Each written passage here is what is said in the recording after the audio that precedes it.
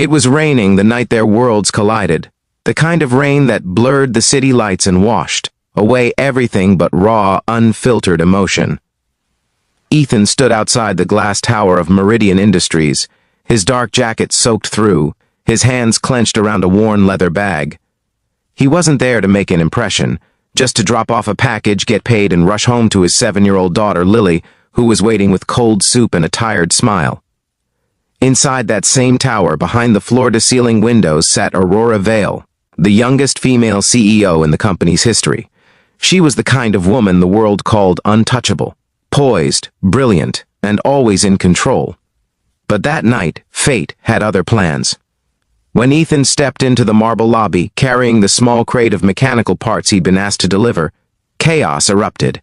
A sudden power flicker, followed by shouts. A swarm of reporters had somehow slipped through security, demanding answers about Aurora's rumored business scandal. The glass doors swung open, cameras flashing, and before he knew it, someone shoved Ethan forward to block the CEO's path. And that's when it happened. Aurora turned sharply, her gaze falling on the tall man standing protectively in front of her, his jaw tight, his hand half raised as if ready to guard her. The reporters froze, their lenses focusing on the unexpected sight, the CEO's mysterious new bodyguard. That single photograph, Aurora, elegant and calm, standing inches behind a soaked, rugged-looking man, hit the news by morning, and Aurora Vale didn't correct them.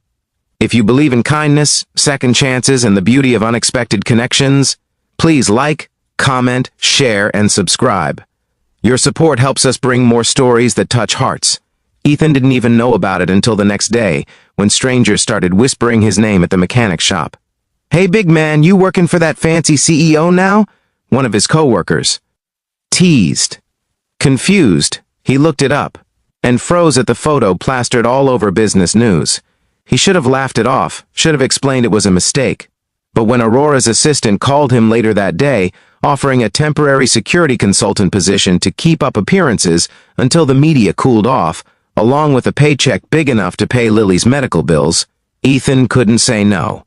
He needed the money, desperately. So, the single dad with grease-stained hands and tired eyes became the guard of a woman who had never known what it was like to live paycheck to paycheck. At first, Aurora barely acknowledged him. She treated him like part of the decor, quiet, useful, and invisible. Ethan didn't mind. He just stood by the elevator, escorted her to meetings, and made sure no one got too close. His daughter's smile each night when he brought home groceries was enough reason to endure anything. But days turned into weeks, and something began to shift. Ethan started noticing the small cracks in Aurora's perfect world, the way she lingered by the window long after the office was empty, her reflection pale in the glass, the way her hands trembled slightly when she thought no one was watching. And Aurora, despite herself, began noticing him too. He wasn't like anyone she'd met. He didn't care about her title, didn't bow to her power, didn't fill the silence with flattery. Once, when she snapped at him for holding the door too long, he just smiled softly and said, "Some doors are worth holding, ma'am." It was the first time she laughed in months. Still, Aurora tried to keep her distance. She told herself he was just an employee, a temporary shadow in her ordered world. But one evening, after a long meeting, she stepped out of the building to find him waiting by the curb, holding a small, cheap umbrella over his head, drenched on one side, offering her the dry half. "Rain again," he said, his voice quiet. "Seems like it finds us both." For reasons she couldn't explain, Aurora didn't step away. That moment, under the dim city lights, the world outside her glass tower suddenly felt real. Over time, she learned about Lily, the bright-eyed girl who drew stars on her father's work notes and believed every bad day could be fixed with pancakes. Ethan never complained, but Aurora could see the exhaustion in his eyes when he thought no one noticed. One night, she overheard him on the phone, whispering to his daughter from the hallway, promising he'd be home soon. That night, she sat in her penthouse, unable to shake the sound of his gentle voice. It was strange. She'd spent her life surrounded by powerful men, yet none had ever made her heart ache like the quiet strength in Ethan's words. Then came the gala. Aurora's company was hosting one of the year's most important business events. The media would be there, partners, investors, and, inevitably, the same journalist who'd started the bodyguard rumor. Her assistant reminded her that keeping up appearances mattered. Ethan wore a simple black suit. He looked out of place among the tailored elites, yet somehow, he carried himself with a quiet dignity that made people look twice. Aurora introduced him as her security detail, her voice steady but her pulse unsteady. That night, while she gave her speech, she caught sight of Ethan standing near the back, not as a guard but as someone silently watching over her, steady and unshakable. The lights shimmered off the glass walls, the crowd applauded, and in that moment Aurora realized something terrifying. She no longer wanted the world to believe the lie, she wanted it to be true. But life doesn't let love unfold without tests. A week later, news broke that Meridian Industries was under investigation.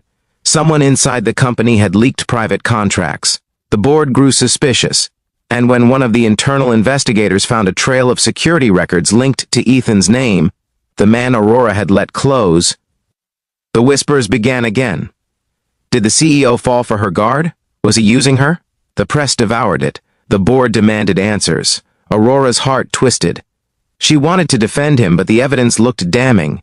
Someone had used Ethan's ID access to breach confidential files, and when she confronted him, her voice trembling, Ethan didn't defend himself.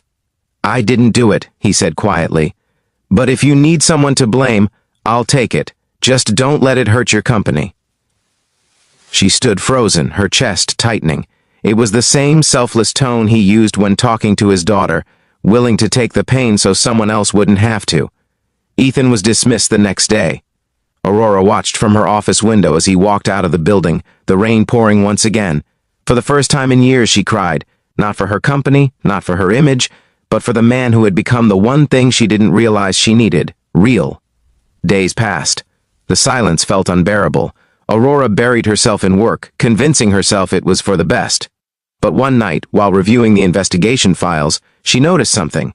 The access logs didn't match Ethan's hours. Someone had forged his credentials. The real culprit was a senior executive covering his own tracks. She called the board, cleared Ethan's name, and without waiting for approval, drove across the city to the small mechanic shop on the corner of Maple Avenue. When she found him, he was sitting on the floor beside a broken car, his daughter asleep on a bench, her small head resting on his jacket. The sight of them, the simplicity, the warmth, the peace, undid her. She didn't say a word. She just knelt down, tears in her eyes, and whispered, "You were right. The rain always finds us." Ethan looked up, surprise flickering across his face. For a moment, the world stilled. Aurora, the woman who had everything, knelt before the man who had nothing but his heart. She told him the truth about the investigation, about how she had let the world believe the lie because, deep down, it had given her something she didn't know she was missing. Him. He didn't speak. He just looked at her for a long time, then reached out and gently took her hand, his rough palms warm against her trembling fingers. And for the first time in years, Aurora Vale, the untouchable CEO, let herself breathe. Months later, the photo that once caused the rumor resurfaced again, but this time with a headline that read, "Aurora Vale confirms relationship with former bodyguard, the man who stood by her in the storm." The world had opinions, of course, but Aurora didn't care. She'd built empires and faced scandals, but love, she realized, wasn't built in boardrooms. It was found in the quiet strength of someone who stayed, even when the rain came down hardest. Ethan eventually opened a small automotive business of his own, with a little help from Aurora's investments. Lily grew up surrounded by love, her laughter echoing through their shared home. Sometimes, when reporters asked Aurora how she fell for a man so different from her world, she'd smile softly and say, "He never tried to fit into mine. He just let me belong in his." Because love doesn't ask for permission. It simply happens, quietly, persistently, beautifully. If this story touched your heart, please like, comment, share, and subscribe.